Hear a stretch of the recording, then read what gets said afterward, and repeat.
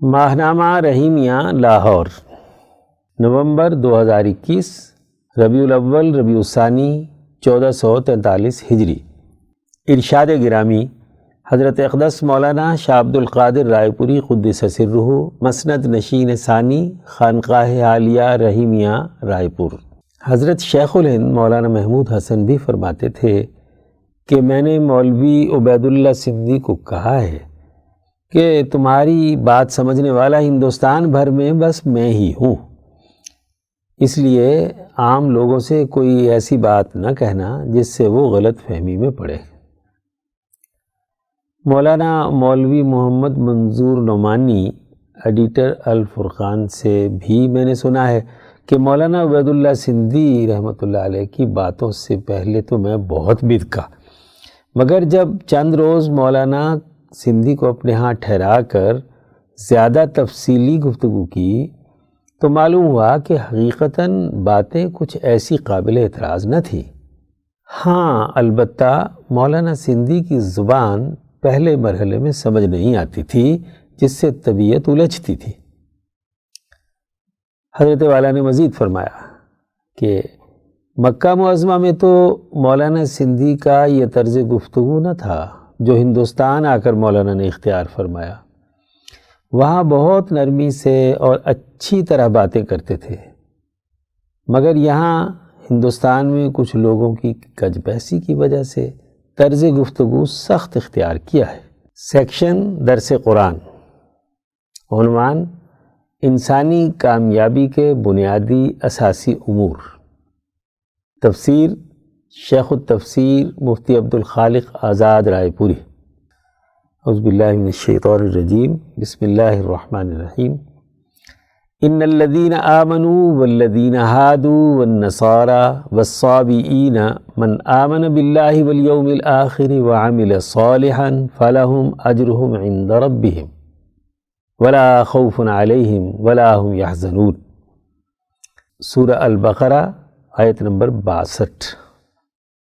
بے شک جو لوگ مسلمان ہوئے اور جو لوگ یہودی ہوئے اور نصارہ اور صابئین، جو ایمان لایا ان میں سے اللہ پر اور روز قیامت پر اور کام کیے نیک، تو ان کے لیے ہے ان کا ثواب ان کے رب کے پاس، اور نہیں ان پر کچھ خوف اور نہ وہ غمگین ہوں گے۔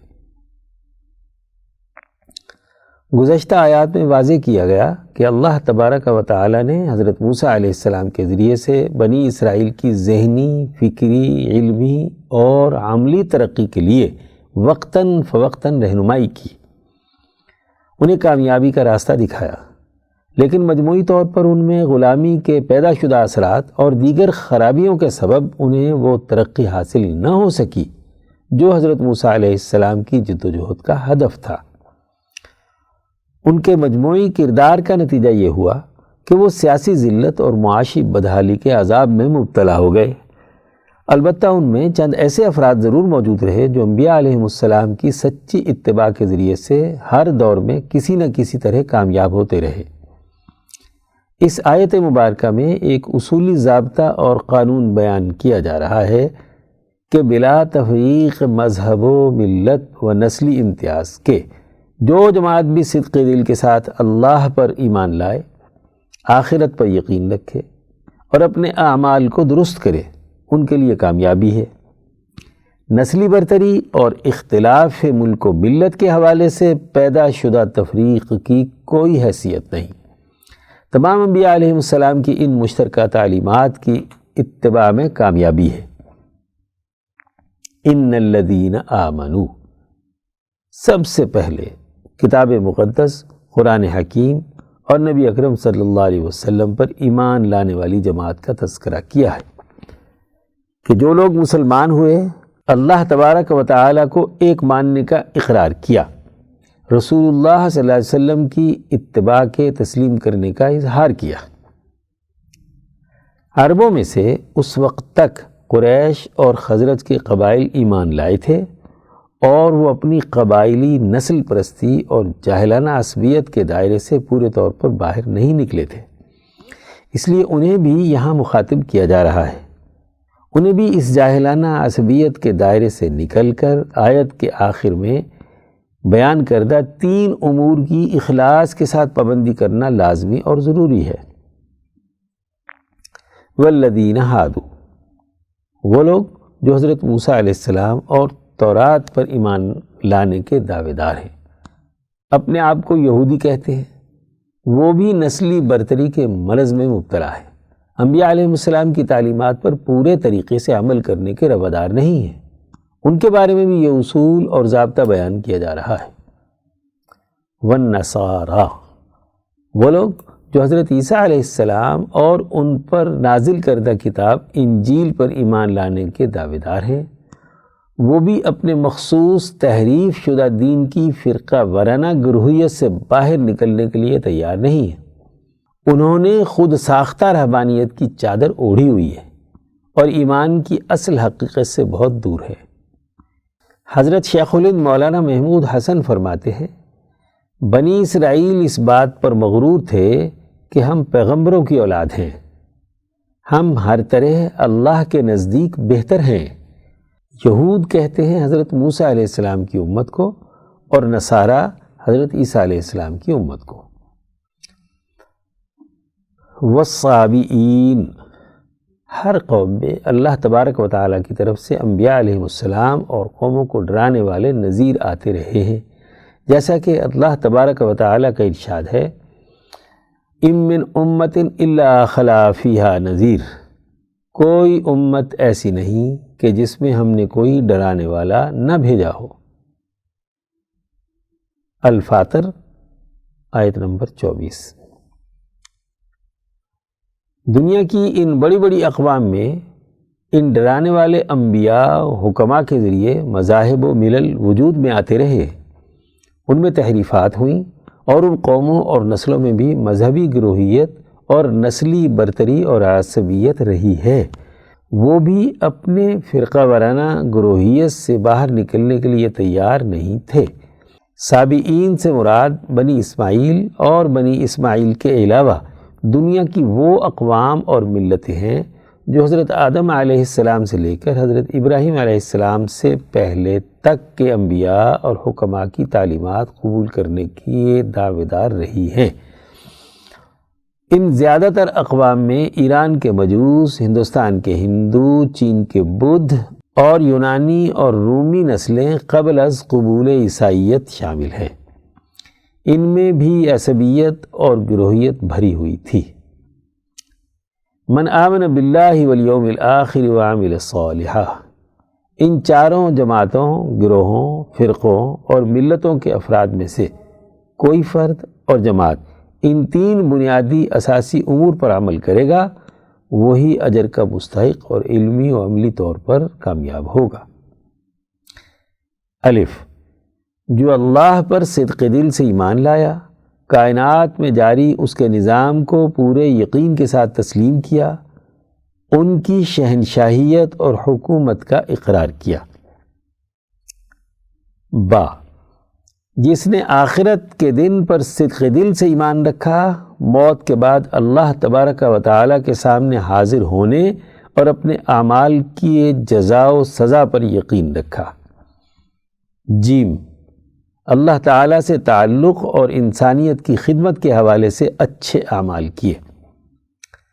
فَلَهُمْ أَجْرُهُمْ عِنْدَ رَبِّهِمْ وَلَا خَوْفٌ عَلَيْهِمْ وَلَا هُمْ يَحْزَنُونَ، جن لوگوں نے بھی یہ 3 امور سر انجام دیے ان کے لیے ان کے رب کے ہاں بڑا اجر ہے۔ حضرت شیخ الہند رحمۃ اللہ علیہ فرماتے ہیں، یعنی کسی فرقہ خاص پر موقوف نہیں، یقین لانا شرط ہے اور عمل نیک، سو جس کو یہ نصیب ہوا ثواب پایا۔ ایسے لوگوں پر نہ ہی کسی قسم کا مستقبل میں کوئی خوف ہے اور نہ ہی ماضی کے کسی عمل پر افسوس اور غم، وہی کامیاب ہیں۔ سیکشن درس حدیث، عنوان حب مال و جاہ کا نقصان، تحریر مولانا ڈاکٹر محمد ناصر جھنگ۔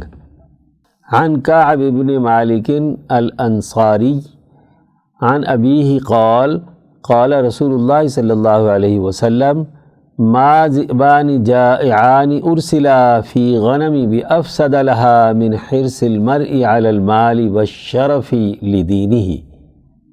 سنن الترمذی حدیث نمبر 2376۔ حضرت کعب بن مالک انصاری رضی اللہ عنہ اپنے والد سے روایت کرتے ہیں کہ رسول اللہ صلی اللہ علیہ وسلم نے فرمایا، دو بھوکے بھیڑیے بکریوں کے ریوڑ میں چھوڑ دیے جائیں تو وہ اتنا فساد اور خرابی نہ کریں جتنا آدمی کے دین کو مال و جاہ کی حرص خراب کرتی ہے۔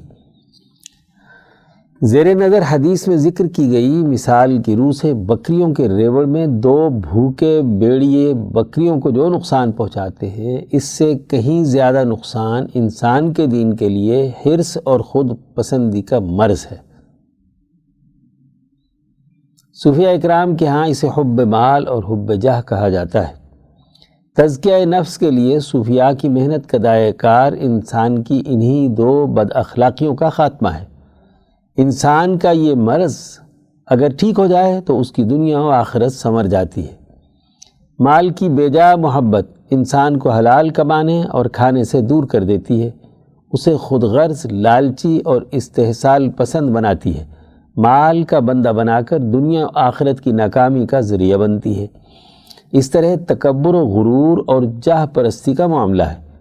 انسان کا اپنے انسانی شرف کو قائم رکھنا اور اپنی عزت نفس کا خیال رکھنا دینی اور انسانی تقاضا ہے، لیکن جب انسان محض اپنے آپ کو برتر ثابت کرنے کے لیے دوسروں کو اپنے سے کمتر سمجھتا ہے، ان کی توہین کرتا ہے اور انہیں ذلیل کرتا ہے تو اللہ کو یہ ناپسند ہے۔ یہ رویہ شرف انسانیت کو داغدار کر دیتا ہے۔ حضرت اقدس مولانا شاہ سعید احمد رائے پوری نے ایک موقع پر فرمایا کہ حب جاہ کا مرض بہت خطرناک ہے۔ یہ ایسا سانپ ہے جو موقع کے انتظار میں رہتا ہے اور انسان کو اس کے آخری وقت میں بھی ڈس لیتا ہے۔ آج یہ دونوں امراض انفرادی حالت سے بڑھ کر اجتماعیت کا حصہ ہو گئے ہیں اور انسانی اعمال بد کی وجہ سے خشکی اور تری میں فساد برپا ہو گیا ہے۔ سورہ الروم آیت نمبر 41۔ دنیا میں اس وقت تباہی و بربادی انہی مال پرستوں اور مغرور لوگوں کی جنگ کا نتیجہ ہے۔ ملٹی نیشنل کمپنیاں پوری دنیا کے وسائل کو ہڑپ کیے جا رہی ہیں، اقوام کی معیشتوں کو، ان کے معاشروں کو، ان کی سیاست کو تہوالہ کر رہی ہیں۔ غریب لوگ ایڑیاں رگڑ رگڑ کر مر رہے ہیں، بیمار انسان اپنا علاج کروانے سے عاجز ہیں۔ عصر حاضر میں حب مال کا مرض بین الاقوامی سرمایہ دارانہ نظام کی شکل اختیار کر گیا ہے۔ حضور صلی اللہ علیہ وسلم کے اس ارشاد کے مطابق نہ صرف فرد کو حب مال کا مرض نقصان دیتا ہے، بلکہ یہ مرض قوموں اور جماعتوں میں آ جائے تو اس کی تباہ کاری کا اندازہ کرنا مشکل نہیں۔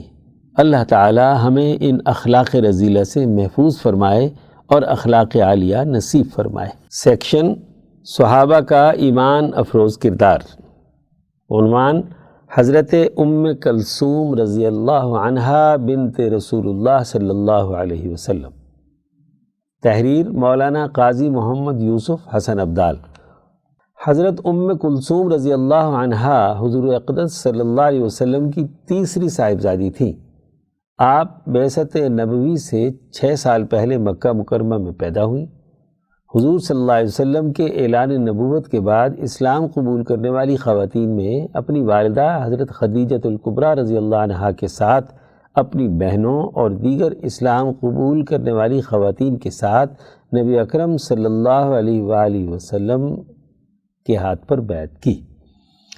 گہوار نبی صلی اللہ علیہ وسلم میں علم و اخلاق اور پیکر حسن حیا کے عمدہ فطری ماحول میں پروان چڑھی، تمام انسانی، دینی اور نسوانی خوبیوں کی حامل تھی۔ مکی زندگی کی مشکلات میں دین حق اور اجتماعی تحریک میں صحابہ اکرام رضوان اللہ علیہم اجمعین اور اہل بیت نبی کریم صلی اللہ علیہ وسلم میں صبر و استقامت کے ساتھ احیاء دین اور غلبہ دین کی عظیم الشان جد و جہد میں اسوہ کامل کا معیار ٹھہری۔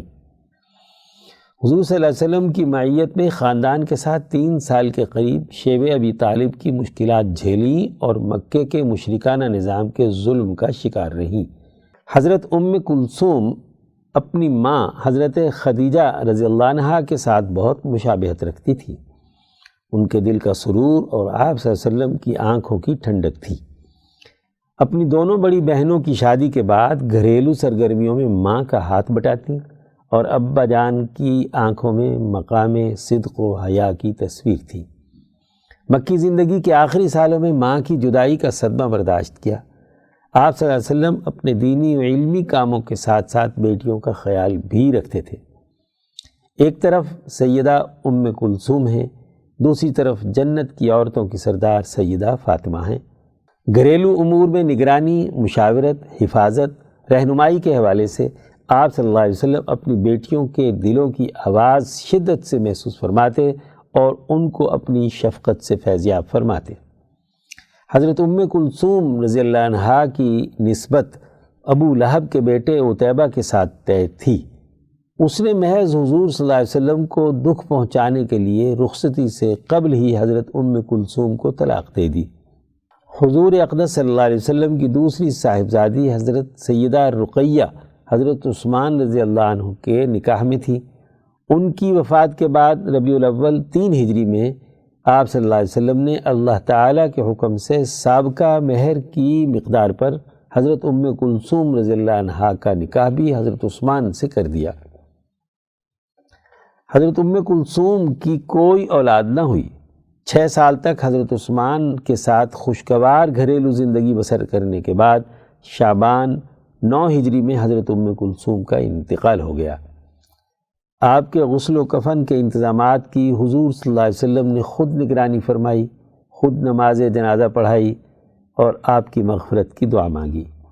تمام صحابہ اکرام نے نماز جنازہ میں شرکت کی۔ آپ کی تدفین جنت البقیع میں ہوئی۔ سیدہ ام کلثوم رضی اللہ عنہا کی وفات کا آپ کو سخت ملال ہوا۔ صحیح بخاری میں ہے کہ حضرت انس بن مالک فرماتے ہیں کہ ایک بار آپ صلی اللہ علیہ وسلم ام کلثوم کی قبر پر تشریف فرما تھے اور آپ کی آنکھوں سے شدت غم کی وجہ سے آنسو جاری تھے۔ ازالۃ الخفا عن خلافت الخلفاء از امام شاہ ولی اللہ دہلوی رحمۃ اللہ علیہ، جلد سوئم، بنات 4 از مولانا محمد نافع۔ سیکشن شذرات، عنوان خلافت راشدہ کے نظام میں وسیع تر بامعنی مشاورت اور آج کی جمہوریت۔ تحریر محمد عباس شاد۔ وطن عزیز کی سیاست اپنے روز قیام سے ہی مختلف نعروں سے عبارت رہی ہے۔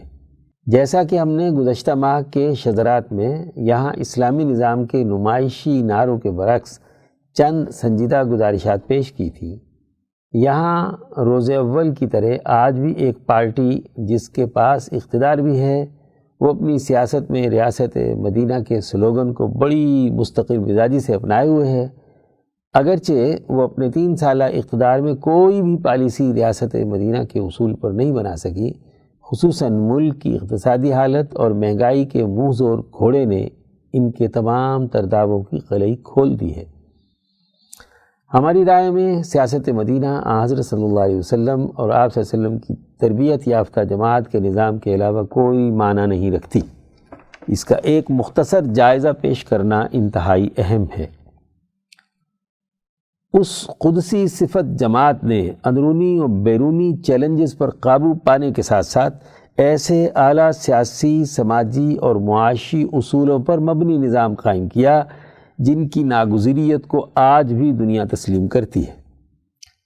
خلافت راشدہ ایک مثالی اور ماڈل حکومت کا مفہوم رکھتی ہے جس کا نفاذ چند ایسے سیاسی و معاشی اصولوں سے عبارت ہے جو اپنی معنویت میں سدا بہار ہیں۔ زمان و مکان کا کوئی تغیر و تبدل اس کی تازگی کو گہرا نہیں سکتا۔ ان اصولوں کی اس آفاقی حیثیت کو کہیں بھی اور کسی بھی دور میں اپنایا جا سکتا ہے۔ اس نظام کا ایک اہم اصول بامعنی اجتماعی مشاورت رہا ہے کہ لوگوں کی رائے اور مشورے سے حکومت قائم ہوگی۔ اس کو موجودہ دور میں جمہوریت کی مروجہ تعبیر سے پہچانا جاتا ہے۔ عوام کی رائے کے علی الرغم حکومت پر کسی چور دروازے سے یا محض طاقت سے قبضہ نہیں کیا جا سکتا، اور جس شخص کو حکمران منتخب کر لیا جائے وہ آمرانہ طرز حکومت اختیار نہیں کرے گا، بلکہ حکومت چلانے میں وہ لوگوں کی رائے اور مشورے کا پابند ہوگا۔ مشورے اور رائے کا فورم ہر زمانے میں کسی بھی شکل و صورت کا ہو سکتا ہے۔ چنانچہ چاروں خلفاء کے تقرر میں جمہوریت کے اصول پر لوگوں کی مشاورت نے اہم کردار ادا کیا۔ حکومت کے معاملات کو خلیفہ کے ساتھ باقاعدہ ایک کابینہ چلایا کرتی تھی جو عموماً سینئر ترین صحابہ پر مشتمل تھی، جس میں سربراہی کا کردار خلیفہ ادا کرتے تھے۔ بڑے اور اہم مسائل میں مشاورت کا پروسیجر یہ تھا کہ فیصلے سے قبل الصلاۃ جامعہ کا اعلان کروایا جاتا، جس پر دارالخلافے کے تمام افراد مسجد میں جمع ہو جاتے، حتیٰ کہ خواتین سے رائے حاصل کرنے کا بھی اہتمام کیا جاتا۔ حل طلب مسئلہ حاضرین شورا کے سامنے پیش کیا جاتا، سب لوگ آزادی سے اپنی رائے دیتے، جس پر اتفاق رائے ہو جاتا اس پر فیصلہ کر لیا جاتا۔ مشاورت میں اصحاب عشرہ مبشرہ، بدری صحابہ اور بیعت رضوان میں شریک صحابہ اکرام رضی اللہ عنہم کے ساتھ ساتھ عام باشندگان سے بھی رائے کا اہتمام کیا جاتا تھا۔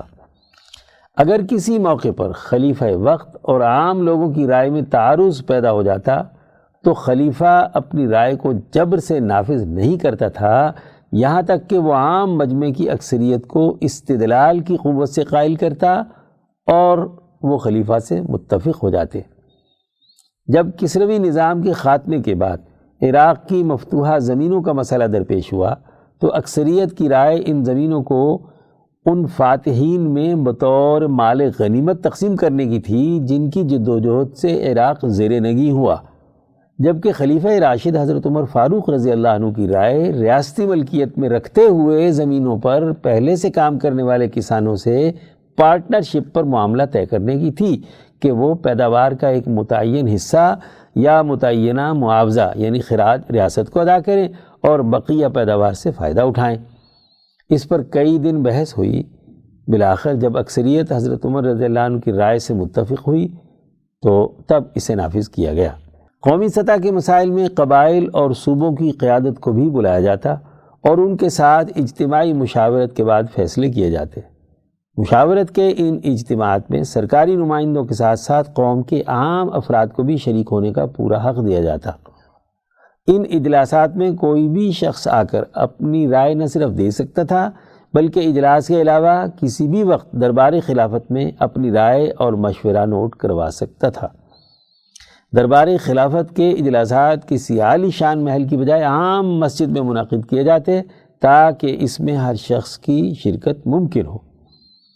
آج بسا اوقات جمہوری حکومتوں میں بھی بعض معاملات عام رعایا سے ریاست کے مفاد کے نام پر خفیہ رکھے جاتے ہیں اور انہیں پبلک نہیں کیا جاتا، جبکہ خلافت راشدہ کے نظام میں حکومتی معاملات سے عام رعایا کو باقاعدہ باخبر رکھا جاتا تھا اور اس کے لیے نماز جمعہ کو مرکزیت حاصل تھی۔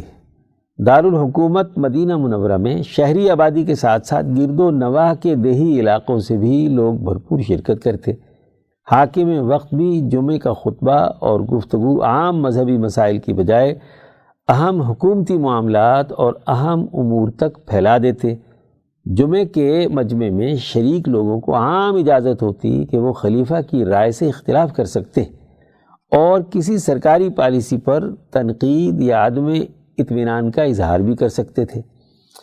تاریخ نے اپنے دامن میں ایسے 20 واقعات محفوظ کر رکھے ہیں جو ہمارے اس دعوے کی دلیل ہیں۔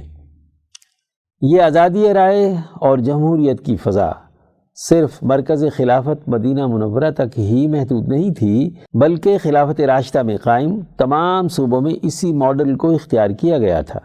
ہر شہر اور صوبوں کے گورنروں کا تعین مقامی لوگوں کی رائے اور مشورے سے ہوتا تھا۔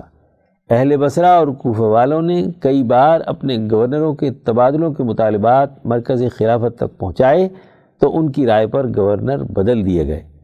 حج کے موقع پر گورنروں کی کارکردگی کا جائزہ لینے کے لیے باقاعدہ کھلی کچہریاں لگتی اور کوئی بھی عام شخص بلا خوف و تردد گورنروں کے خلاف اپنا مقدمہ پیش کر سکتا تھا۔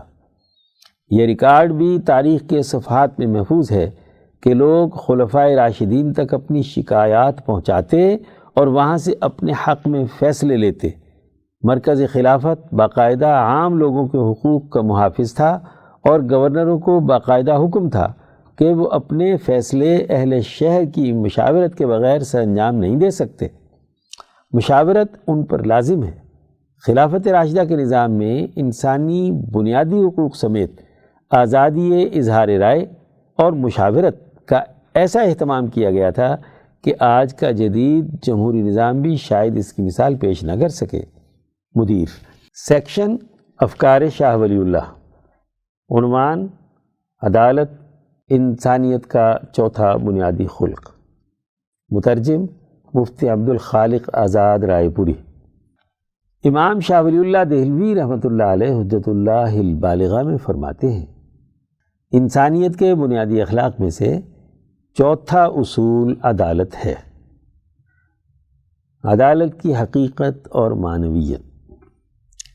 عدالت ایک ایسے ملکہ یعنی استعداد اور صلاحیت کا نام ہے کہ جس کے ذریعے سے بڑے سہل انداز میں گھریلو نظام سے لے کر قومی اور بین الاقوامی سیاست اور ملکی اداروں کے نظم و نسق کو عدل و انصاف کے مطابق صالح طور پر قائم کیا جائے۔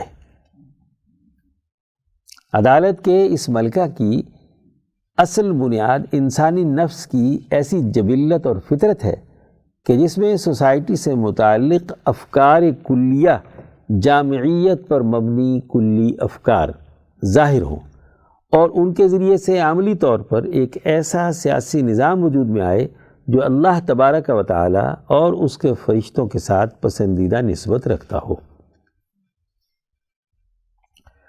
امام انقلاب مولانا عبید اللہ سندھی اس کی تشریح میں فرماتے ہیں کہ افکار کلیہ سے مراد ایسے افکار و نظریات اور خیالات ہیں کہ جو جمہور انسانوں کے لیے نفع بخش ثابت ہوں۔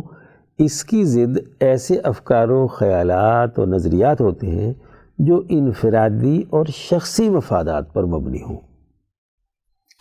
اللہ کے نزدیک عدل و انصاف کے بنیادی امور۔ اس کی حقیقت یہ ہے کہ اللہ تعالیٰ نے کائنات میں درج ذیل امور کا ارادہ فرمایا ہے۔ 1. انسانی معاملات کا انتظام صحیح طور پر قائم ہو۔ 2. اور یہ کہ لوگ ایک دوسرے کے ساتھ باہمی تعاون کریں۔ 3.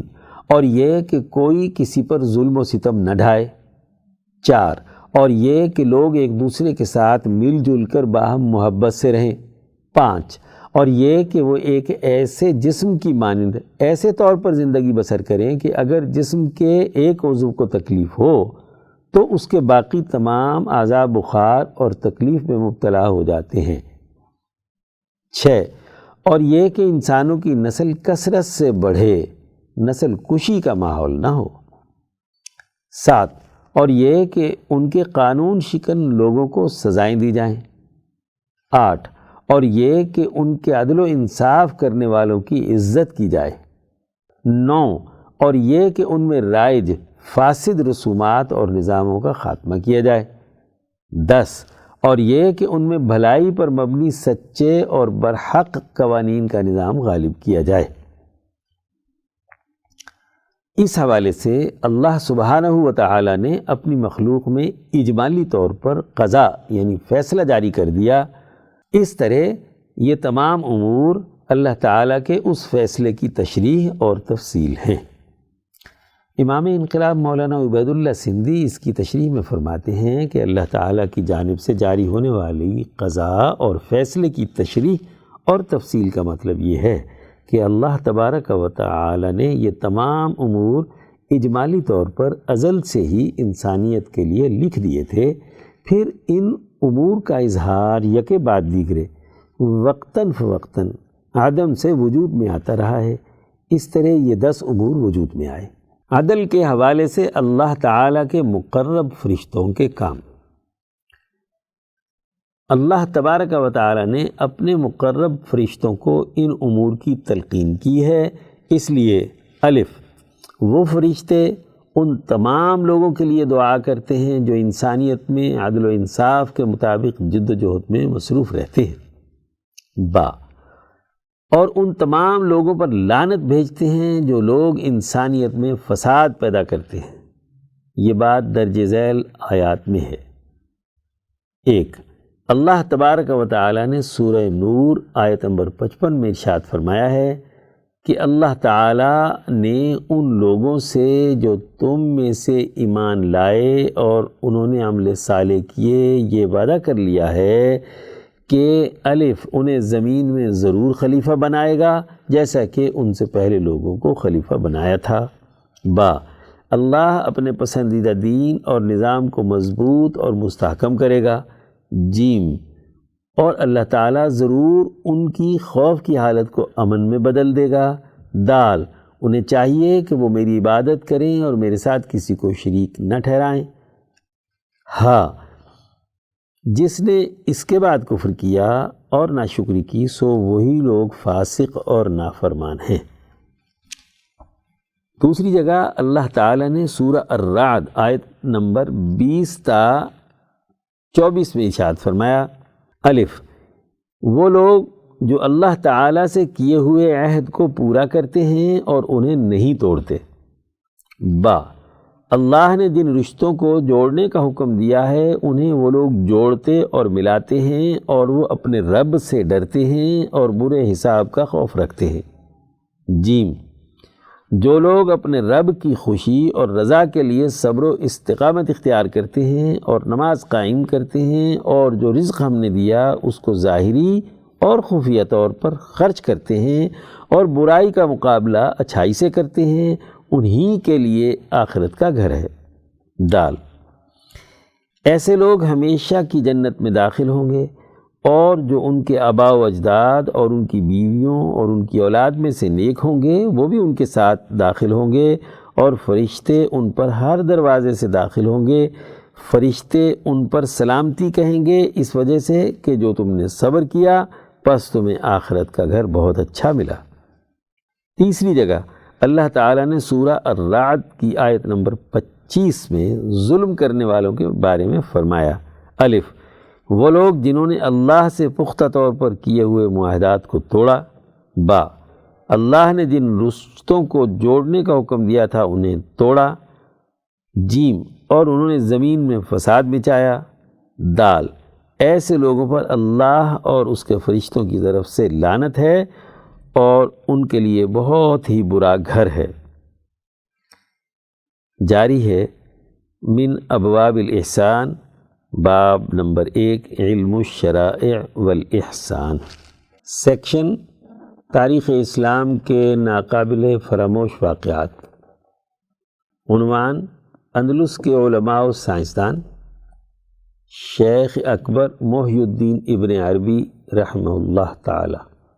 تحریر مفتی محمد اشرف عاطف، لاہور۔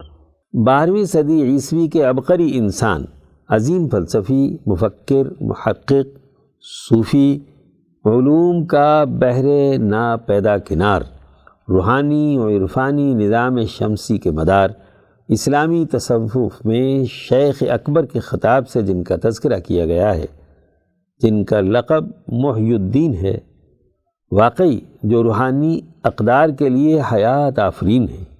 جی ہاں، یہ ہیں شیخ اکبر ابو بکر محمد بن علی بن محمد بن احمد ابن عربی الاندلسی الحاتمی الطائی، جو عرب کے نامور سخی حاتم طائی کے بھائی کی اولاد میں سے ہیں۔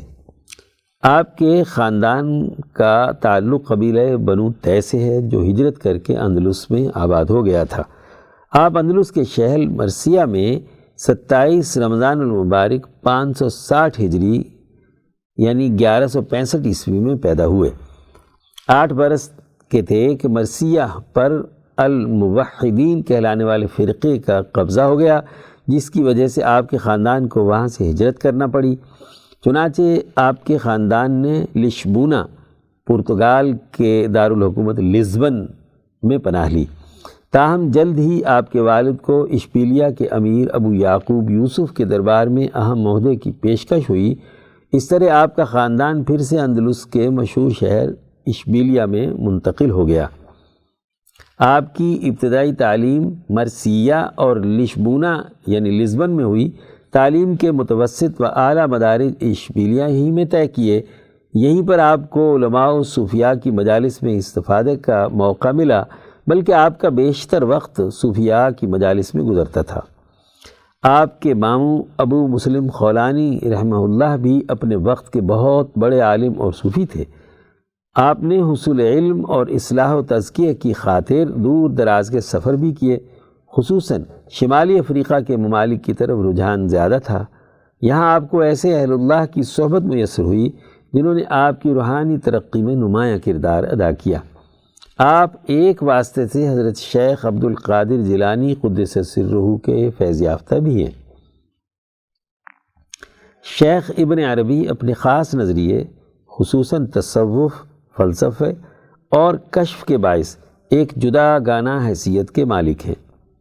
ان کو محض صوفی یا فلسفی کہنا درست نہیں، بلکہ ان کا دائرہ فکر اہم اسلامی و سماجی علوم، علم تفسیر و حدیث، اصول فقہ، الہیات، فلسفہ، تصوف، صرف و نحو، سیرت، وقائع نگاری، نفسیات، صوفیانہ شاعری، ما بعد الطبیعیات اور فلسفہ زمان و مکان کے پیچیدہ مسائل تک پھیلا ہوا ہے۔ وہ کثیر الاجزاء علوم کو باہم مربوط کر کے نتائج اخذ کرنے کی طرف مائل ہیں۔ ان کا نظام فکر کثرت میں وحدت کا نظارہ کرنے پر قادر ہے۔ ابن عربی کی فکر کا نقطۂ ماسکہ فلسفہ وحدت الوجود ہے۔ عام خیال یہ ہے کہ تصوف میں وحدت الوجود کا تصور سب سے پہلے انہوں نے ہی پیش کیا تھا۔ یہ فلسفہ ایسا عملی و انقلابی ہے جو انسانوں کی حرکی قوتوں کو مہمیز کرتا ہے۔ بقول غالب، قطرے میں دجلہ دکھائی نہ دے اور جزو میں کل، قطرے میں دجلہ دکھائی نہ دے اور جزو میں کل، کھیل لڑکوں کا ہوا دیدہ بینا نہ ہوا۔ سیکشن ملکی معیشت، عنوان عالمی مالیاتی بحران ابھی ٹلا نہیں، تحریر Muhammad Kashif Sharif, Rawalpindi. Dutch East India Company اور برٹش ایسٹ انڈیا کمپنی نے جدید مالیاتی نظام کی بنیاد رکھی تھی۔ مشترکہ سرمایہ کی طاقت سے ان کمپنیوں نے بر صغیر، مشرق بعید اور چین میں 17ویں اور 18ویں صدی میں لوٹ مار اور قتل و غارت گری کا بازار گرم رکھا۔ بے پناہ دولت جمع کر لینے کے باوجود یہ دونوں کمپنیاں 19ویں صدی کے وسط تک عملی طور پر بے اثر ہو چکی تھیں۔ اس کی بڑی وجہ اجارہ داری کی نہ ختم ہونے والی جنگ بنی۔ چنانچہ حصے داروں کا لالچ اور کمپنی کی قرض حاصل کرنے کی لامحدود صلاحیت نے ایسے مالیاتی ڈھانچے کو جنم دیا جس نے بالآخر ان بظاہر ناقابل تسخیر کاروباری اکائیوں کو دیوالیہ کر کے رکھ دیا۔ یورپ میں ان کمپنیوں کی طرز پر دھیرے دھیرے کئی چھوٹے بڑے کاروبار جنم لیتے رہے اور ان پر دیوالیہ ہونے کے خطرات بڑھتے چلے گئے۔ چنانچہ ان خطرات سے نبرد آزما ہونے اور اس طرح کی کمپنیوں سے بھرپور فائدہ اٹھانے کے لیے 1694 عیسوی میں بینک آف انگلینڈ کا قیام عمل میں لایا گیا۔ آج پوری دنیا کے مرکزی بینک معیشت میں ترسیل زر کی روانی کو ممکن بناتے ہیں تاکہ پیداوار کا پہیہ چلتا رہے۔ جدید دور میں حکومتوں کے پاس زر کی صورت میں وسائل فراہم کرنے کے دو ہی ذرائع ہوتے ہیں، ایک ٹیکس وصولی اور دوسرا بینکوں سے قرض۔ دلچسپ بات یہ ہے کہ یہ دونوں ذرائع عوام کی خون پسینے کی کمائی پر مشتمل ہوتے ہیں۔ اول الذکر لوگوں کی آمدن سے اس لیے وصول کیا جاتا ہے تاکہ بدلے میں انہیں یکساں طور پر امن، انصاف، روزگار، تعلیم اور صحت کی سہولتیں فراہم کی جا سکیں۔ بعد الذکر بینک میں جمع ہونے والی وہ بچت ہے جسے لوگ اپنے اخراجات کے بعد مستقبل کے لیے بچا کر رکھتے ہیں۔ بینکوں سے قرض لے کر حکومتیں دراصل اس بچے کھچے زر کو بھی استعمال کر لیتی ہیں اور دھیرے دھیرے کل معیشت کو کنگال کر دیتی ہیں۔ اگر ایسے میں اخراجات نہ رکیں اور لالچ بڑھتا جائے تو جو اصول ایسٹ انڈیا کمپنی کے لیے تھا وہ بدل نہیں سکتا۔ اب بھی ایسا ہی ہوگا اور مالیاتی نظام کو بکھرنا ہی ہوگا۔ مالیاتی نظام کی اس تباہی کو عموماً متعلقہ نام دیے جاتے ہیں، جیسے عالمی قدرتی تیل کا بحران، ایشین کرنسی بحران اور سب پرائم مارٹگیج بحران، لیکن اب غالباً سرمایہ داری نظام کی بقا کے پیش نظر اسے کرونا کی وبا کا نام دیا گیا ہے۔ چنانچہ کرونا وبا کی آمد کے بعد مغربی ممالک نے بڑی بڑی مالیاتی سہولتوں کا اعلان کیا، بے پناہ نوٹ چھاپے گئے تاکہ اخراجات کی رفتار تھمنے نہ پائے۔ اس مقصد کے لیے بینکوں سے بڑی مقدار میں قرضے حاصل کیے گئے۔ اس طرز پر پاکستان جیسے ممالک نے بھی عمل کیا اور اربوں روپے اس مقصد کے لیے خرچ کیے گئے۔ اب اس رقم کی واپسی کا وقت شروع ہو چکا ہے۔ یہی وجہ ہے کہ عالمی سطح پر بنیادی ضرورت کی اشیاء مہنگی ہوتی چلی جا رہی ہیں۔ اس کی وجہ معیشت میں موجود کثرت زر ہے جو نسبتاً کم پیداوار کی طلب کو بڑھا رہی ہے۔ اس کا دوہرا اثر پاکستان پر پڑے گا، ایک عالمی منڈی میں مہنگائی کی صورت میں اور دوسرا پاکستانی روپے کی قدر میں کمی کی صورت میں۔ سیکشن عالمی منظرنامہ، عنوان استعماری معاہدات کے اقوام عالم پر اثرات 20ویں صدی کے تناظر میں، تحریر مرزا محمد رمضان راولپنڈی۔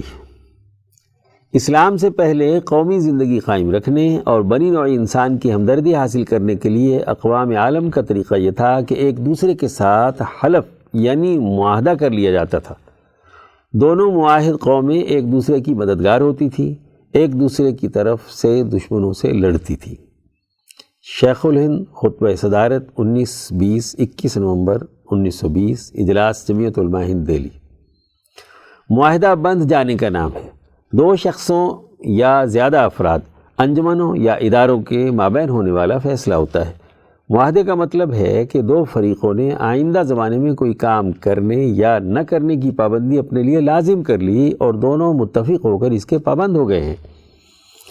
گزشتہ صدی میں استعمار کی طرف سے معاہدات کا نیا ویژن ریاستہائے متحدہ کی صورت میں دنیا کے سامنے آیا۔ وہ بھی اپنے پیش رو کی طرح مکاری اور یاری کا بدترین نمونہ ثابت ہوا۔ دنیا میں جتنے بھی معاہدات کیے وہ محض التوا اور معروضی مصلحتوں کا شکار رہے۔ استعماری ممالک اپنے کیے ہوئے معاہدوں پر پورا اترنا اپنی توہین سمجھتے۔ پہلی جنگ عظیم کے بعد اصل حقیقت کھل کر سامنے آنا شروع ہو گئی۔ استعمار نے سلطنت عثمانیہ کو معاہدہ سیورے جو 10 اگست 1920 کو طے ہونے جا رہا تھا میں الجھانے کی کوشش کی، لیکن ترکی کی جمہوری تحریک جو مصطفیٰ کمال اتا ترک کی قیادت میں چل رہی تھی نے اسے مسترد کر دیا۔ مارچ 1921 عیسوی میں مصطفیٰ کمال اتا ترک کے حامیوں نے روس کی بالشوک حکومت سے دوستی کا معاہدہ کر لیا۔ 1922 عیسوی میں یونان کو شکست دے کر اس کی افواج کو اناطولیہ یعنی استنبول سے نکال دیا۔ اس زبردست فتح نے جنگ عظیم اول کے اتحادیوں کو مذاکرات کی میز پر آنے کے لیے مجبور کر دیا، جس کے بعد 24 جولائی 1923 کو سوئٹزرلینڈ کے شہر لوزان میں نئے معاہدے کو عملی شکل دی گئی، جس کے تحت یونان، بلغاریہ اور ترکی کی سرحدیں متعین کر دی گئیں۔ قبرص، عراق اور شام پر ترکی کا دعویٰ ختم کر دیا گیا۔ BBC report. دوسری جنگ عظیم کے آخر میں امریکہ سمیت دنیا کے 44 ملکوں نے برٹن ووڈ کے مقام پر 2 عالمی مالیاتی ادارے قائم کیے۔ اس معاہدے کے مطابق 35 امریکی ڈالر کے عوض 1 اونس سونا کی قیمت مقرر کی گئی۔ اس کے مطابق امریکہ ڈالر کے بدلے میں سونا دینے کے پابند ہو گیا، گویا سونے چاندی کے بجائے ڈالر کو عالمی کرنسی کے طور پر تسلیم کر لیا گیا۔ ایک مشہور فرانسیسی مصنف نے گولڈ ایکسچینج سٹینڈرڈ کو مغربی ممالک کا مالیاتی گناہ قرار دیا تھا۔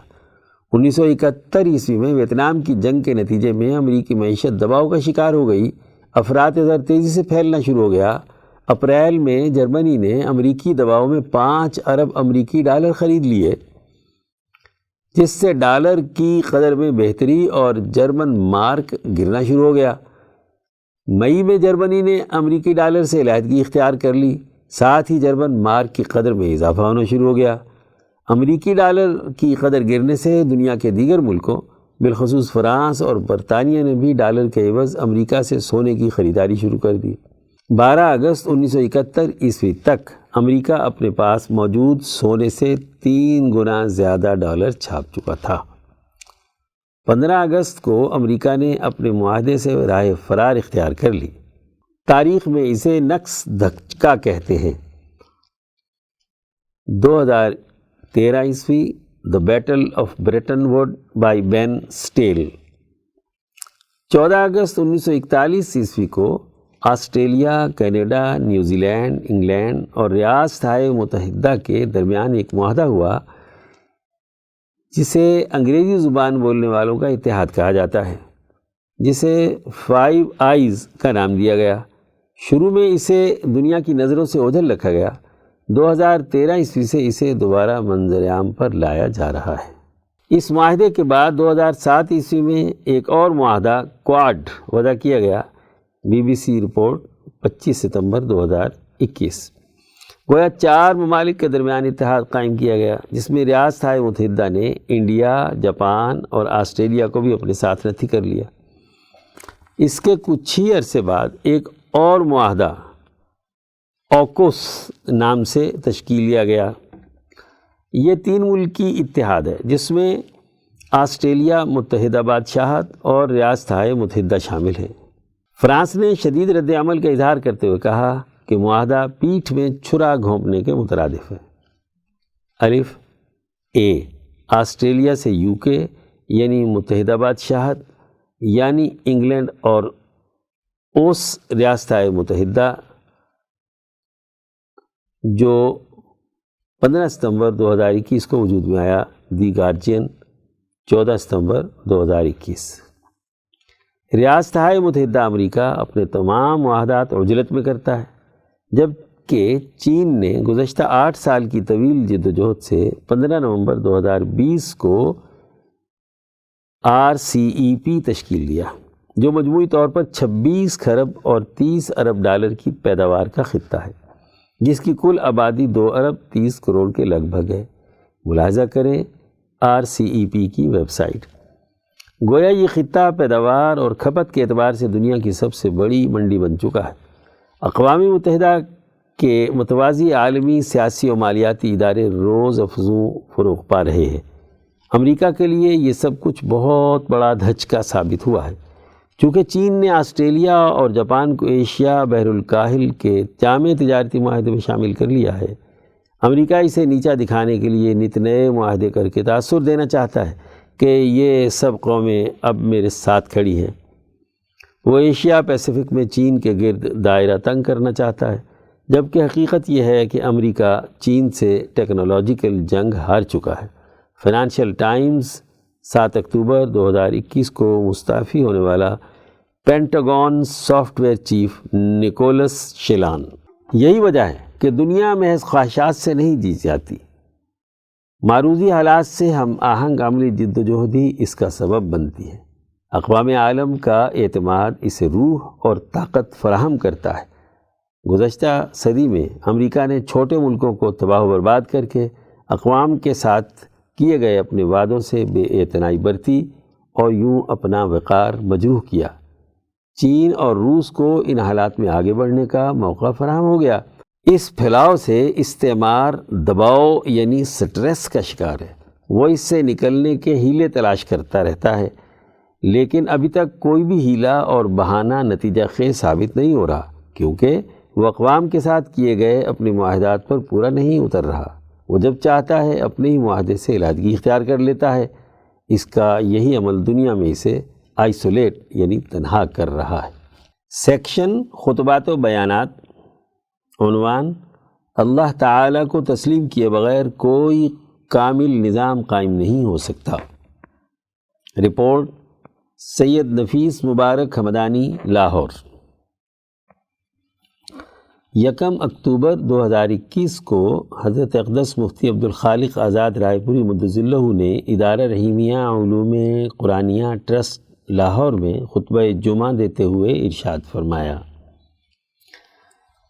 معزز دوستو، انسان کی فطرت ہے کہ وہ اپنی اجتماعی سوسائٹی کی تشکیل کے لیے ایک نظام زندگی استوار کرتا ہے، ایک سسٹم بناتا ہے مہذب انسانیت اپنی اجتماعی طاقت اور قوت پیدا کرنے کے لیے کسی نہ کسی نظام کے دائرے میں رہ کر کام کرتی ہے، سوائے ان مجنون اور پاگل لوگوں کے جو ذہنی طور پر مفلوج یا جسمانی طور پر معذور ہوں یا جنگلوں میں وحشی قبائل ہیں۔ ان کے علاوہ مہذب دنیا کسی نہ کسی نظام کے تابع رہ کر زندگی بسر کرتی ہے، کسی نہ کسی سسٹم کے تحت کام کرتی ہے، خواہ وہ نظام انسانوں کا بنایا ہو، اپنی عقل سے سوچا ہوا ہو، یا انبیاء علیہ السلام کی تعلیمات کے تناظر میں ہو۔ ہر نظام میں یہ لازمی اور ضروری ہے کہ جس کو بھی منتظم اعلیٰ تسلیم کر لیا جائے اسی کے مطابق تمام امور سر انجام پائیں گے۔ نظم و ضبط اور ڈسپلن منتظم اعلیٰ کے بغیر قائم نہیں ہو سکتا۔ اس کا نام بادشاہ رکھ لو، اس کو صدر، وزیر اعظم، dictator, chief martial law administrator, سربراہ مملکت یا چیف ایگزیکٹو کہہ لو۔ اسی طرح قبیلے کا سردار کہہ لو یا خاندان کا سربراہ، کسی شہر کا میئر، چیئرمین یا کچھ بھی کہہ لو، نظام حکومت کی ڈور جس کے قبضے میں ہے اس کے قائم کردہ ڈسپلن کو قائم رکھنا ہر سسٹم کی بنیادی ضرورت ہوتی ہے۔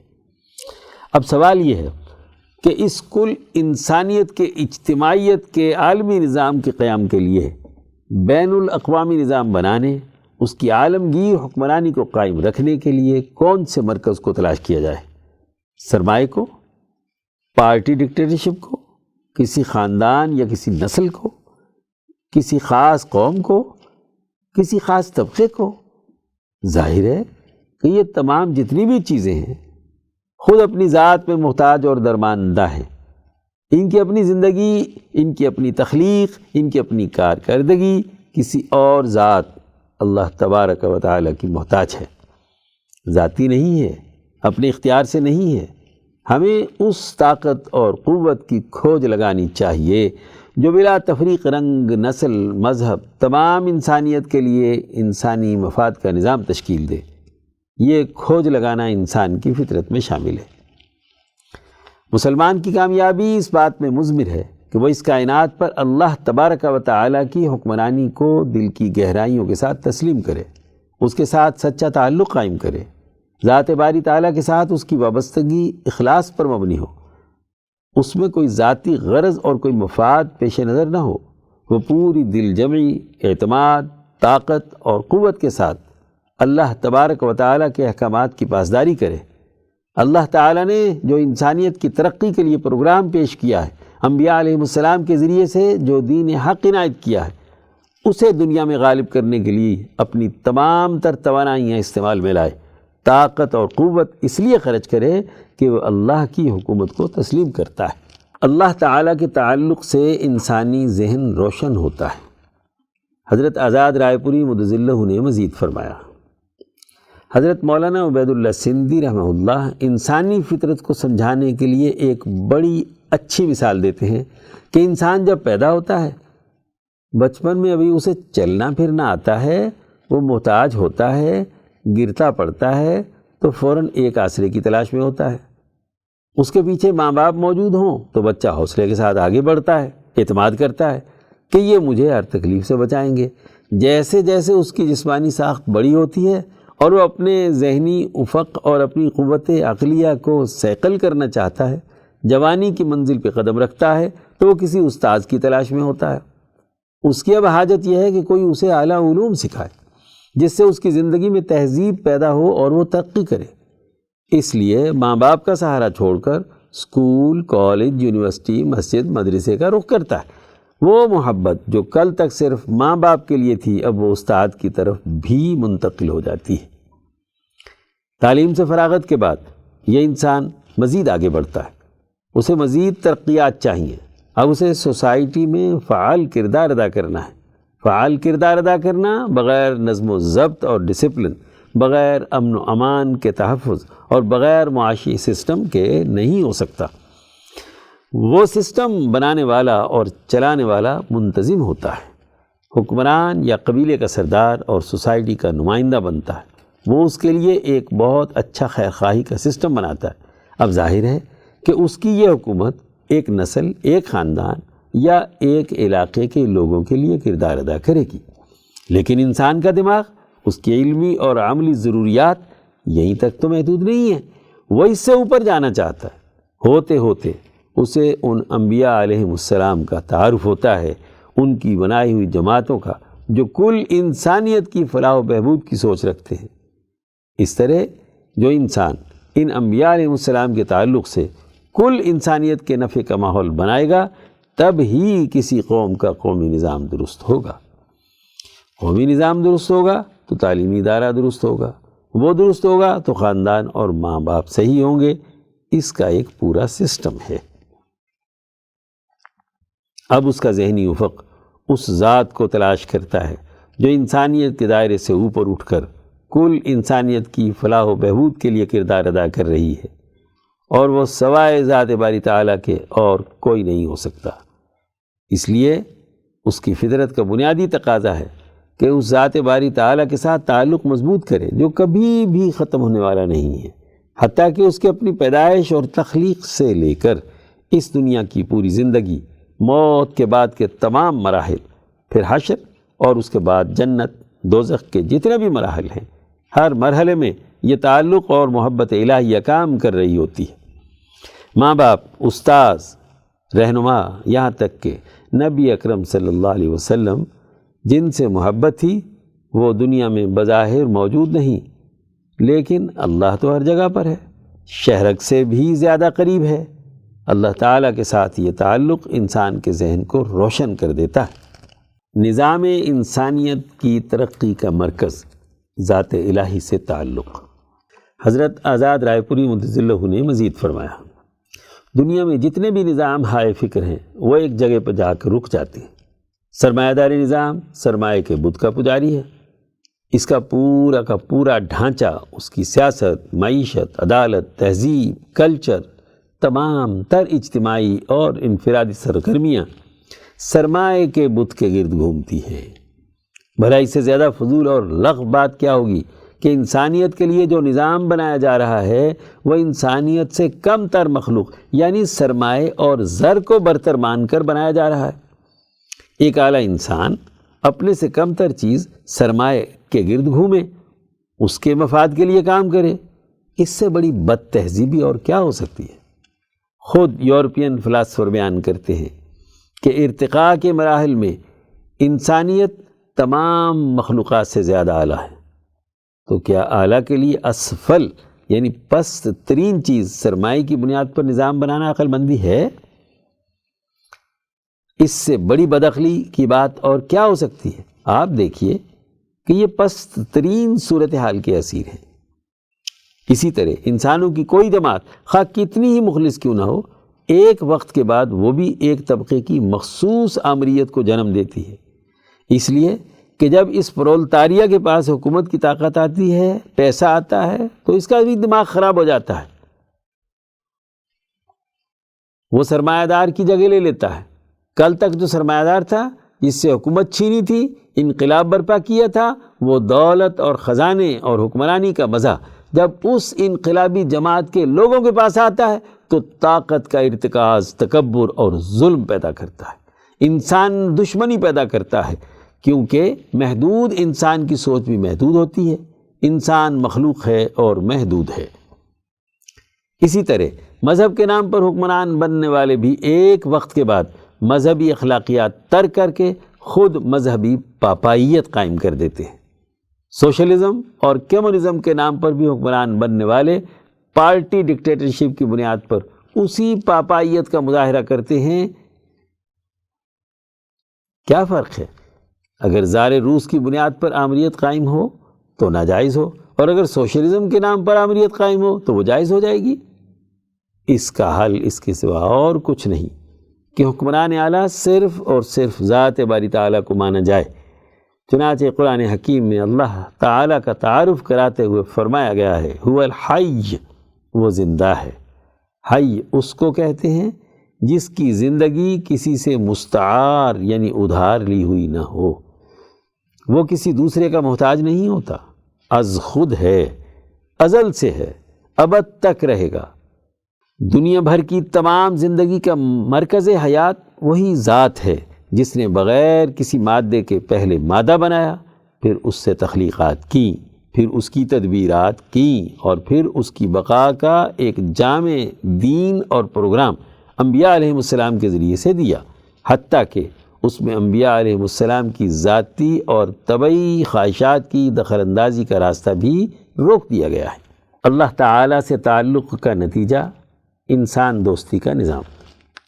حضرت آزاد رائے پوری مدظ اللہ نے مزید فرمایا، قرآن حکیم میں ارشاد ہے، اسی اللہ کو پکارو، اس کے لیے دین کو خالص کرتے ہوئے۔ سورہ المومن آیت نمبر 14۔ دین میں کسی قسم کی کوئی ملاوٹ اور مکسنگ نہیں ہونی چاہیے۔ دین عربی میں سسٹم اور نظام کو کہتے ہیں، جیسا کرو گے ویسا بھرو گے۔ اس لیے قرض کو عربی میں دین کہتے ہیں، اور قرضہ وہ ہوتا ہے کہ جتنا لیا ہے اتنا آپ کو واپس دینا ہے۔ اسی طرح جزا و سزا کا ایک عالمگیر نظام ہے جس کے قوانین بالکل پرفیکٹ اور انسانی بھلائی کے لیے ہیں، اس میں کسی کی کوئی روح رعایت نہیں ہے۔ یہ دین الحق کہلاتا ہے۔ اس کے مقابلے میں دین الباطل وہ ہوتا ہے کہ سزا و جزا کا ایسا نظام کہ جس میں چور راستے تلاش کیے جائیں، ہیلے بہانوں سے ایک مخصوص طبقے کی اجارہ داریاں، آمریتیں، مخصوص طبقے کے مفادات حاصل کیے جائیں، خواہ سرمایہ داری کے عنوان سے ہو یا سوشلسٹ عنوان سے ہو یا کسی بھی مذہبی پاپائیت کی صورت میں ہو۔ مزدوروں، کسانوں، محتاجوں کے حقوق پر ڈاکہ ڈالنے کا جو بھی چوری پر مبنی نظام ہے وہ دین الباطل ہے۔ حکمرانی کا ایسا نظام جو بلا تفریق رنگ، نسل، مذہب، انسانیت کے لیے کردار ادا نہیں کرتا، وہ غلط نظام ہے، کیونکہ ہر نظام کی دو ذمہ داریاں ہیں، ایک امن اور دوسرے معاشی خوشحالی۔ امن بلا تفریق رنگ، نسل، مذہب تمام لوگوں کے لیے ہو، اور معاشی خوشحالی بھی تمام انسانوں کے لیے ہو۔ امن و امان کا نظام قائم ہو، معاشی خوشحالی کا نظام قائم ہو، اس میں کسی اور طاقت کی مداخلت نہ ہو۔ جس مداخلت کے ذریعے سے سسٹم چلانے والا عیاش طبقہ اپنے مفادات حاصل کرے۔ اس لیے قرآن حکیم نے ملا اور مترف یعنی جاگیردار، وڈیروں، سرمایہ دار کے خلاف کھل کر آواز بلند کی ہے۔ ان سرمایہ پرستوں کے خلاف کہا کہ جو سونے چاندی کے خزانے پر مسلط ہو کر بیٹھ گئے، اجارہ داریاں بنا لی، اللہ کی راہ میں خرچ کرنے سے روکتے ہیں، ان کو دردناک عذاب کی خوشخبری سنا دو۔ ان مولویوں اور پیروں کے خلاف بھی قرآن میں ببانگ دوہل اعلان کیا کہ بڑے بڑے علماء، پیر لوگوں کا مال باطل طریقے سے کھاتے ہیں اور اللہ کے راستے سے لوگوں کو روکتے ہیں۔ سورہ توبہ آیت نمبر 34۔ ان کی وجہ سے دین بدنام ہوتا ہے۔ لوگ کہتے ہیں اچھا یہ مولوی صاحب یہ کر رہے ہیں، یہ پیر صاحب یہ کر رہے ہیں، یہ تو دین کا نظریہ ہوگا، اسلام کا نظریہ ہوگا۔ اس طرح لوگوں کو دین سے دور کرتے ہیں۔ یہ وہ انقلابی نظریہ ہے جو انبیاء علیہ السلام نے انسانیت کے سامنے رکھا۔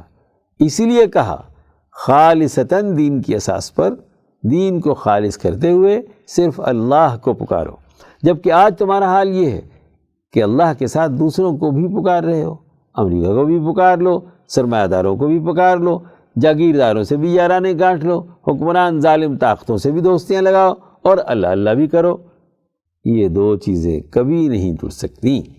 سیکشن عظمت کے مینار، عنوان حضرت میاں شاہ عبد الرحیم سرساوی سہارنپوری رحمہ اللہ، تحریر وسیم اعجاز کراچی۔ بر عظیم پاک و ہند کی عظیم خانقاہ عالیہ رحیمیہ رائے پور کے بانی حضرت علی شاہ عبد الرحیم رائے پوری کے پیر و مرشد حضرت شاہ عبد الرحیم سہارنپوری رحمہ اللہ سوات و بنیر کے مجاہد حریت حضرت اخون عبد الغفور سواتی کے اجل خلیفہ اور جانشین تھے، جن کا سلسلہ مجددیہ قادریہ ہے جو حضرت مجدد الفسانی شیخ احمد سرہندی رحمہ اللہ تک جاتا ہے۔ اس سلسلے کی یہ خصوصیت ہے کہ یہ شریعت، طریقت اور سیاست کا جامع ہے۔ سامراج کے خلاف مجاہدانہ جذبات سے لبریز اور اس کے ظالمانہ تسلط کے خلاف ہر دم برسر پیکار رہنے والا سلسلہ تصوف ہے۔ اس سلسلہ عالیہ میں جماعت سازی اور اس کی تربیت بھی انہی خصوصیات کی بنیاد پر کی جاتی ہے۔ عصر حاضر میں اس سلسلے کی حقیقی نمائندہ خانقاہ عالیہ رحیمیہ قادریہ عزیزیہ رائے پور ہے۔ حضرت میاں شاہ عبد الرحیم سہارنپوری رحمہ اللہ کی پیدائش 1799 عیسوی میں موضع سرساوا ضلع سہارنپور میں ہوئی۔ ان کے آباء و اجداد کسی زمانے میں افغانستان سے یہاں آ کر آباد ہو گئے تھے۔ حضرت سہارنپوری ظاہری علوم پڑھے ہوئے نہیں تھے، لیکن خداداد صلاحیتوں کے مالک تھے۔ باطنی ترقی اور تزکیہ قلوب میں اپنی مثال آپ تھے۔ ہزارہا تشنگان تربیت نے آپ سے فیض حاصل کیا۔ ابتدائی زندگی سرساوا سہارنپور ہی میں گزری۔ مضبوط جسمانی طاقت، وجیح اور قداور ہونے کی وجہ سے پہلے انگریز کی فوج میں ملازمت اختیار کر لی تھی۔ حضرت اخون عبد الغفور سواتی المعروف سیدو بابا کے ہاتھ پر بیعت ہونے سے پہلے آپ انگریز کی فوج میں ملازمت کرتے تھے۔ 1863 عیسوی میں جنگ امیلہ کے دوران اخون صاحب رحمہ اللہ کے خلاف انگریزی فوج کی لڑائی کے دوران بنیر کے علاقے میں شاہ عبد الرحیم سہارنپوری کی ملاقات حضرت اخون صاحب سے ہوئی تو ان کی تعلیمات سے بہت متاثر ہوئے۔ انگریزی فوج میں شمولیت کی غلطی کا احساس ہوا۔ حضرت اخون صاحب کے ہاتھ پر بیعت ہونے کی درخواست کی، لیکن حضرت اخون صاحب نے اس شرط پر بیعت کی کہ آئندہ سے انگریز کی نوکری نہیں کریں گے۔ انہوں نے حضرت کی یہ شرط مان لی اور بیعت کے بعد تعلیم و تزکیہ کے لیے وہیں سوات ہی میں سکونت اختیار کر لی۔ حضرت سیدو بابا رحمہ اللہ سے تربیت حاصل کر کے اس سلسلہ عالیہ میں خلیفہ بنے۔ کچھ عرصہ سوات میں گزارنے کے بعد آپ نے سہارنپور شہر میں مرکز قائم فرمایا اور خانقاہ کی بنیاد رکھی، جہاں بے شمار طالبین حق نے آپ رحمہ اللہ سے فیض حاصل کیا۔ مدرسہ مظاہر العلوم سہارنپور کے طلبہ کو جب بھی فرصت کے لمحات میسر آتے تو وہ آپ کی مجلس میں حاضر ہو جاتے۔ روزانہ عصر تا مغرب استفادہ نشستوں کا اہتمام ہوتا تھا، جس میں حاضرین آپ سے مختلف موضوعات پر رہنمائی حاصل کرتے تھے۔ آپ کی تعلیمات کا یہ خاصہ تھا کہ ہر آنے والے کو اپنائیت محسوس ہوتی تھی۔ کسی فرد میں کوئی کمی دیکھتے تو اس کو بہت پیار سے سمجھاتے تھے۔ حضرت شاہ عبد الرحیم رائے پوری رحمہ اللہ فرماتے ہیں کہ آپ کے چہرہ مبارک پر ایسی نورانیت اور کشش تھی کہ جب بازار سے گزرتے تو ہندو مسلم بے اختیار ادب سے کھڑے ہو جاتے اور عرض کرتے، میاں صاحب سلام۔ حضرت میاں شاہ عبد الرحیم سرساوی سہارنپوری رحمہ اللہ کے ساتھ ہونے والی نشستوں کے دوران مدرسے والوں سے آپ بھی مسائل دریافت کیا کرتے تھے، تاکہ حاضرین بھی ان علماء سے مسائل میں رہنمائی لے لیا کریں اور عوام میں دیندار لوگوں سے تعلق قائم رکھنے کی طرف رہنمائی بھی ملتی رہے۔ سہارنپور میں آپ کی خانقاہ گرد و نواح کے عوام الناس کے لیے بے نظیر تربیت گاہ تھی۔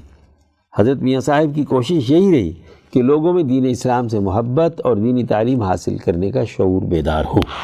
اس مقصد کو پورا کرنے کے لیے سہارنپور ہی میں آپ نے دین اسلام کی تعلیمات کو شریعت، طریقت اور سیاست کے ذیل میں سمجھنے اور سمجھانے کے لیے ایک مدرسہ تعلیم القرآن کی بنیاد رکھی، جہاں قرآن حکیم کی تعلیمات کو ہر خاص و عام تک پہنچانے کا انتظام کیا گیا۔ اس ادارے کی سرپرستی فرمائی اور تعلیمی سرگرمیوں میں مستقل رہنمائی فرماتے رہے۔ اس مدرسے کے ناظم تعلیمات اپنے ایک خلیفہ اور ماہر تعلیم مولانا نور محمد لدھیانوی کو مقرر فرمایا، جنہوں نے اپنی خداداد صلاحیتوں کی بنیاد پر اس مدرسے کو کمال مہارت سے چلایا۔ جن دنوں ہندوستان میں ایک خاص حلقے کی جانب سے مرزا غلام احمد قادیانی کو مجدد قرار دیے جانے کی تحریک زوروں پر تھی، تو حضرت شاہ عبد الرحیم سہارنپوری رحمہ اللہ سے بھی اس مسئلے کے بارے میں پوچھا گیا۔ اس موقع پر آپ نے دو ٹوک انداز میں یہ بات ان لوگوں پر واضح کر دی کہ اس کا دعویٰ درست نہیں ہے، اور فرمایا کہ یہ شخص تھوڑے دنوں میں ایسے دعوے کرے گا جو نہ رکھے جائیں گے اور نہ اٹھائے جائیں گے۔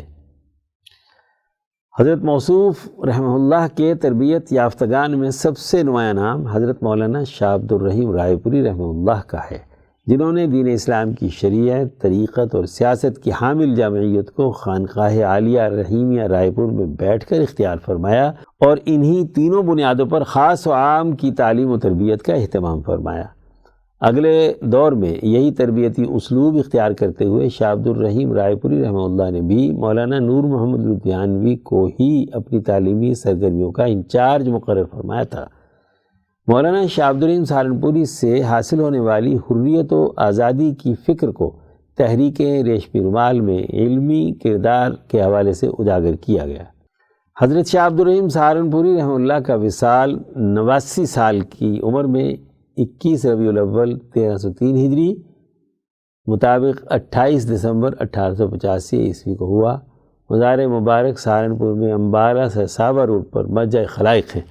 آپ کے خلفاء میں مولانا محمد امیر باز خان، مولانا شاہ عبداللہ کرنالوی، مولانا شاہ ابو الحسن، شاہ عبد الرحیم رائے پوری، مولانا نور محمد لدھیانوی اور دیگر قابل ذکر ہیں۔ سیکشن وفیات، عنوان حضرت مولانا مفتی عبدالسلام چاٹگامی رحمہ اللہ کا سانحہ ارتحال، تحریر مفتی عبدالخالق آزاد رائے پوری۔ خانقاہ عالیہ رحیمیہ رائے پور کے تیسرے مسند نشین حضرت اقدس مولانا شاہ عبدالعزیز رائے پوری قدس سرہ کے متوسل خاص، خانقاہ دین پور بہاول نگر کے تیسرے مسند نشین حضرت مولانا محمد یحییٰ بہاول نگری رحمۃ اللہ علیہ کے خلیفہ مجاز اور راقم سطور کے استاذ گرامی حضرت مولانا مفتی عبدالسلام چاٹگامی 30 محرم الحرام 1443 ہجری مطابق 8 ستمبر 2021 بروز بدھ صبح تقریباً 11 بجے 78 سال کی عمر میں اس دنیا فانی سے راہی عالم بقا ہو گئے۔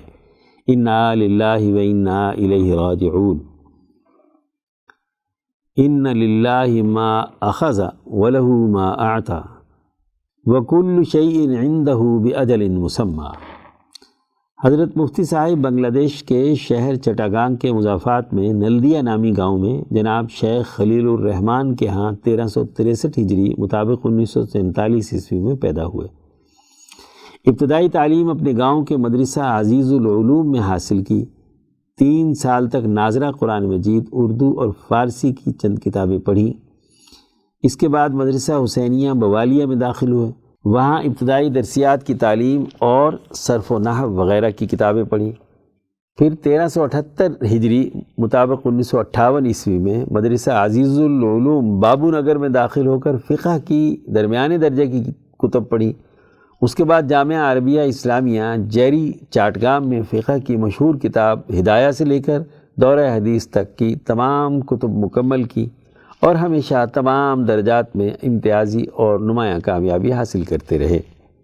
حضرت مفتی صاحب نے 1387 ہجری یعنی 1967 عیسوی میں کراچی پاکستان کا سفر کیا اور محدث العصر حضرت علامہ سید محمد یوسف بنوری قدس سرہ کے پاس دوبارہ دورہ حدیث کیا۔ اس کے 2 سال بعد مفتی اعظم پاکستان حضرت مفتی ولی حسن ٹونکی سے تخصص فی الفقہ الاسلامی کا نصاب مکمل کیا اور ایک تحقیقی مقالہ بیع الحقوق فی التجارات الرائجہ الیوم و تحقیقیہا تحریر فرمایا۔ تخصص سے فراغت کے بعد 1970 عیسوی میں آپ کو جامعہ میں مدرس اور مفتی کی حیثیت سے مقرر کیا گیا۔ 1970 عیسوی میں ہی آپ حضرت اقدس مولانا شاہ عبدالعزیز رائے پوری قدس سرہ سے بیعت ہوئے اور اپنی اصلاح باطن کے لیے حضرت سے تعلق رکھا۔ وقتاً فوقتاً سرگودہ حضرت اقدس کی خدمت میں تشریف لاتے رہے۔ حضرت اقدس رائے پوری ثالث قدس سرہ کا جامعہ علوم اسلامیہ بنوری ٹاؤن میں قیام ہوتا تو آپ کی صحبت سے مستفید ہوتے۔ حضرت رائے پوری ثالث کے 1992 عیسوی میں وصال کے بعد حضرت اقدس مولانا شاہ سعید احمد رائے پوری سے آپ کا تعلق رہا۔ حضرت کے جامعہ میں قیام کے دوران حضرت مولانا حبیب اللہ مختار شہید کی معیت میں حضرت رائے پوری رابع سے بدستور رابطے میں رہے۔ چنانچہ مشائخ رائے پور قدسہ سرہما سے تعلق ہی کی بنا پر حضرت اقدس مولانا محمد یحییٰ بہاول نگری رحمہ اللہ خلیفہ مجاز حضرت اقدس مولانا شاہ عبد القادر رائے پوری قدسہ سرہ نے آپ کو 30 ستمبر 1993 عیسوی میں ایک خط لکھ کر سلسلہ عالیہ قادریہ رائے پور میں اجازت اور خلافت سے سرفراز فرمایا۔ حضرت مولانا مفتی عبدالسلام قدس سرہ 31 سال سے زائد عرصے اپنی مادر علمی جامعہ علوم اسلامیہ بنوری ٹاؤن کراچی میں درس و تدریس اور تصنیف و تالیف میں مشغول رہے اور رئیس دارالافتاء کی حیثیت سے خدمات سر انجام دیتے رہے۔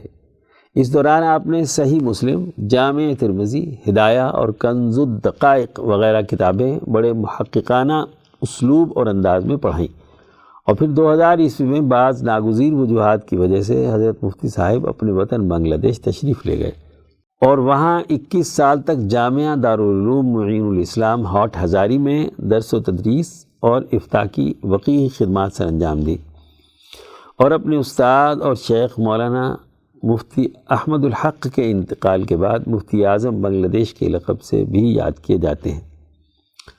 راقم سطور نے حضرت مفتی صاحب رحمہ اللہ سے ہدایہ جلد اول اور تفسیر جلالین جلد اول پڑھی ہے۔ حضرت مفتی صاحب کا انداز و اسلوب انتہائی محققانہ تھا۔ ہدایہ کی درس و تدریس میں حضرت مفتی صاحب کا وہی انداز و اسلوب تھا جو مفتی اعظم پاکستان حضرت مفتی ولی حسن ٹونکی اور ان کے استاد حضرت مولانا حیدر حسن ٹونکی کا رہا ہے۔ قانونی اور فقہی جزئیات کو ایک مربوط فقہی اصولی نظام کی صورت میں طلبہ کو سمجھانا آپ کا کمال تھا۔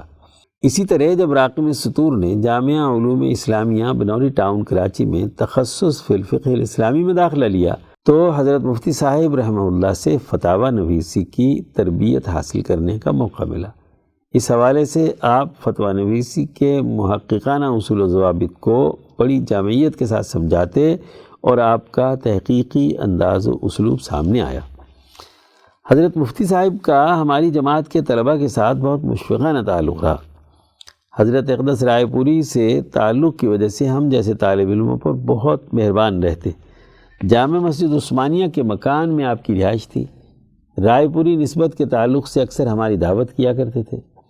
راقم سطور جب بھی حضرت اقدس رائے پوری کی خدمت میں حاضری کے لیے سرگودا جاتا تو حضرت مفتی صاحب اپنے باطلی حالات اور کیفیات حضرت کو بتانے کے لیے ضرور بیان فرماتے، اور حضرت اقدس رائے پوری کے لیے سلام و بیان کے ساتھ کوئی نہ کوئی ہدیہ وغیرہ بھی ضرور عنایت فرماتے۔ اس پر حضرت اقدس رائے پوری جو کچھ جواب میں ارشاد فرماتے وہ حضرت مفتی صاحب کی خدمت میں ہم پیش کیا کرتے تھے۔ حضرت مفتی صاحب نے ساری زندگی درس و تدریس، تعلیم و تالیف میں گزار دی۔ آپ نے فقہی حوالے سے جو کتابیں تحریر فرمائیں ان میں جواہر الفتاوی 5 جلد، آپ کے سوالات اور ان کا حل 4 جلد، اسلامی معیشت کے بنیادی اصول اور اسلام میں اولاد کی تربیت اور اس کے حقوق وغیرہ کتب شامل ہیں۔ حضرت مفتی صاحب کے انتقال کے بعد ان کی نماز جنازہ دارالعلوم ہاٹ ہزاری میں ادا کی گئی اور جامعہ کے مقبرے میں مدفون ہوئے۔ اللہم اغفر لہ وارحمہ واجعل الجنۃ مثواہ۔ سیکشن منظوم کلام، عنوان نعت رسول مقبول صلی اللہ علیہ وآلہ وسلم، تحریر رضوان رسول سائیوال۔ وہ ماہ کامل فلک سے اترا زمین پہ روشن دلیل بن کر، وہ ماہ کامل فلک سے اترا زمین پہ روشن دلیل بن کر، جبین کون و مکان درخشاں ضیاء صبح جمیل بن کر۔ وہ ماہ کامل فلک سے اترا زمین پہ روشن دلیل بن کر، جبین کون و مکان درخشاں، جبین کون و مکان درخشاں ضیاء صبح جمیل بن کر۔ جہاں میں آئے وہ شاہ لولاک کہ بشر کو عروج بخشے، پسے ہوں کا رفیق بن کر، لٹے ہوں کا کفیل بن کر۔ نبی کے دربار کی تجلی سے علم و حکمت کا نور لے کر، نبی کے دربار کی تجلی سے علم و حکمت کا نور لے کر، عرب کے صحرا نشین نکلے انہی کا نقش جلیل بن کر۔ نبی کے دربار کی تجلی سے علم و حکمت کا نور لے کر، عرب کے صحرا نشین نکلے انہی کا نقش جلیل بن کر۔ خزاں رسیدہ زمیں پہ ان کے قدم پڑے تو بہار جاگی، خزاں رسیدہ زمیں پہ ان کے قدم پڑے تو بہار جاگی، تمام عالم ہوا معطر کسی چمن کے مسیل بن کر۔ خزاں رسیدہ زمیں پہ ان کے قدم پڑے تو بہار جاگی، تمام عالم ہوا معطر کسی چمن کے مسیل بن کر۔ گناہوں عصیاں کا بوجھ لے کر چلا ہوں محشر کو اس یقین سے، گناہوں عصیاں کا بوجھ لے کر چلا ہوں محشر کو اس یقین سے، شفیع امت وہاں ملیں گے بشر کی خاطر وکیل بن کر۔ گناہوں عصیاں کا بوجھ لے کر چلا ہوں محشر کو اس یقین سے، شفیع امت وہاں ملیں گے بشر کی خاطر وکیل بن کر۔ وہ ماہ کامل فلک سے اترا زمیں پہ روشن دلیل بن کر، جبین کونوں مکان درخشاں ضیائے صبح جمیل بن کر۔ شکریہ۔